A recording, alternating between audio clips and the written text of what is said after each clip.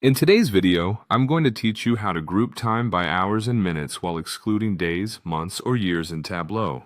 Whether you're analyzing timestamps or comparing event durations, understanding how to effectively group time is essential for robust data interpretation.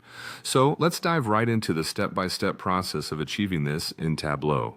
To begin, make sure you have the Tableau public app open. This is where we will conduct all of our work today. If you haven't already accessed your worksheet, please do so. This worksheet is where your data, especially your date-time dimensions, should be visible and ready to manipulate. Once you're in, the first thing you want to do is locate your date-time dimensions. These dimensions should be dragged into the rows area of your worksheet. Doing so prepares them for step-by-step time grouping. After you've placed your date-time dimensions in the rows, there's a small drop-down menu you will notice. Click on it. From there, navigate to the option labeled More and then select Minute.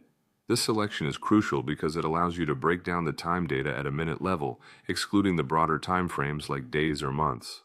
Next, revisit the drop-down menu adjacent to your date-time dimensions, and this time, you'll want to select Discrete. Choosing Discrete refines how your data is displayed by showing it in clear, separated intervals. It's a small change that can significantly impact the clarity of your analysis. The next step is to focus on creating a calculated field. Click on Analysis found at the top part of the interface and select Create Calculated Field. This action will bring up a dialog box where you will need to name your new field and input the query, which defines how data is calculated or displayed. Once you've inputted your query, click OK to confirm these changes. After creating your calculated field, it's time to position it correctly in the worksheet. You will want to drag this newly created field to the rows area. Place it before the existing date-time pill. This strategic placement ensures that your new calculations take precedence and work harmoniously with the existing data.